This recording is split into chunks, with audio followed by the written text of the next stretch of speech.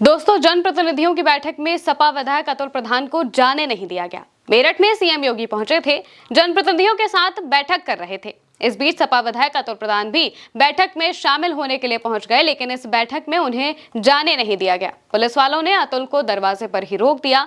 उनका तर्क था कि अतुल का नाम लिस्ट में शामिल नहीं है, लेकिन अतुल प्रधान ने हार नहीं मानी और धरने पर बैठे रहे। 2 घंटे बाहर बैठने के बाद उन्हें सीएम योगी ने अंदर बुलाया और तब जाकर अतुल प्रधान ने अपनी बात रखी। अब पहले आप अतुल प्रधान का वो बयान सुनिए, जब वो बाहर बैठे हुए थे तो उन्होंने क्या आरोप लगाए। दोस्तों, सपा विधायक अतुल प्रधान को जानकारी मिली थी कि सीएम योगी ऊर्जा भवन में जनप्रतिनिधियों के साथ बैठक करेंगे। वो सरधना से जनता के प्रतिनिधि हैं, जनता से चुनकर आए हैं, विधायक हैं, इसलिए वो भी बैठक में शामिल होने के लिए पहुंच गए। उनके इलाके की जो भी समस्याएं हैं वो रखना चाहते थे, इस वजह से वो बैठक में पहुंचे, लेकिन अतुल प्रधान को गेट पर ही रोक लिया गया। उन्होंने जब अफसरों से इसकी वजह जानने की कोशिश की तो वो जवाब ही नहीं दे पाए। सपा विधायक ने प्रदेश सरकार के इस निर्णय को लोकतंत्र विरोधी करार दिया। उन्होंने विपक्ष का विधायक लिखी पट्टी मंगाई और उसे हाथ में लेकर गेट के बाहर ही धरने पर बैठ गए। उन्होंने हाथ में विपक्ष का विधायक लिखी तख्ती ले रखी थी और धरने पर बैठे रहे। इसको लेकर उन्होंने एक्स पर भी कई पोस्ट किए। सपा विधायक के धरने पर बैठने के बाद वहां मौजूद अफसरों में हड़कंप मच गया। अंदर मैसेज भी भेजा गया, लेकिन उसके बाद भी सपा विधायक को बैठक में शामिल नहीं किया गया। सपा विधायक ने कहा कि वो सरधना क्षेत्र की जनता के प्रतिनिधि हैं, जनता को उनसे काफी अपेक्षाएं हैं, उनके क्षेत्र की तमाम समस्याएं हैं जिनको वो मुख्यमंत्री तक पहुंचाने आए थे, लेकिन जनप्रतिनिधियों की बैठक से जानबूझकर उन्हें दूर कर दिया गया। जब तक जनप्रतिनिधियों की अंदर मीटिंग चलेगी तब तक वो बाहर ही धरने पर बैठे रहे। करीब 1.5 से 2 घंटे सपा विधायक अतुल प्रधान ऊर्जा भवन के गेट पर बैठे रहे। इस बात की जानकारी जब मुख्यमंत्री योगी आदित्यनाथ को लगी तो उन्होंने अतुल प्रधान को बात करने के लिए अंदर बुला लिया। लेकिन सोचिए, 2 घंटे बाद सीएम को पता चलता है कि बाहर एक विधायक बैठा हुआ है।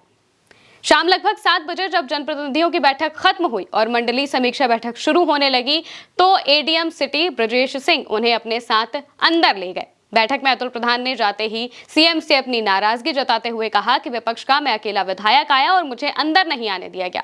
सीएम ने कहा कि हमें सूचना मिलते ही हमने आपको अंदर बुला लिया। अतुल प्रधान ने बाहर आकर क्या बताया वो भी सुनिए। और चुने हुए प्रतिनिधि का सम्मान करना इन जनता के जो पैसों से तनख्वाह पा रहे लोगों का कर्तव्य बनता है। हमें जनता ने चुन के भेजा है जनता के विषयों को कहने के लिए। आज मुख्यमंत्री जी मेरठ में जनप्रतिनिधियों की साथ समीक्षा मीटिंग करने आए थे, उसमें आप विपक्ष के लोगों को रोक दोगे, ये बात बिल्कुल बर्दाश्त नहीं की जाएगी। दोस्तों, अतुल प्रधान ने एक्स पर भी इसको लेकर पोस्ट पर कई बातें लिखी हैं। वो लिखते हैं, जनप्रतिनिधियों के साथ होने वाली महत्वपूर्ण समीक्षा बैठकों में विपक्ष के विधायक को ना बुलाने की ये कौन सी नई परंपरा शुरू कर दी गई है? क्या लोकतंत्र अब केवल सत्ता की सुविधा बनकर रह गया है? इस तरह के उन्होंने कई सारे आरोप भी लगाए हैं और कहा है कि मुझे इस सरकार से वैसे भी न्याय की कोई उम्मीद नहीं है। बस मैं चाहता था कि मेरे क्षेत्र की जो समस्याएं हैं, मेरे जो जिस क्षेत्र से वो आते हैं सरधना से, वहां पर जो लोगों को परेशानियां होती हैं, उनकी जो उम्मीदें हैं वो मैं मुख्यमंत्री के सामने रखूं। और उन्होंने अपनी नाराजगी भी जताई कि कैसे मुझे अंदर नहीं आने दिया गया था। वो विपक्ष के अकेले विधायक थे। उन्होंने ये भी कहा कि अगर ये मीटिंग भाजपाइयों की थी, सिर्फ भाजपा विधायकों की थी, तो आपको बताना चाहिए था। आपने कहा कि जनप्रतिनिधियों की मीटिंग है, इस वजह से वो मीटिंग में गए और वो अपने क्षेत्र की समस्याओं को लेकर पहुंचे थे, लेकिन फिर भी उन्हें पहले मीटिंग में शामिल नहीं होने दिया गया।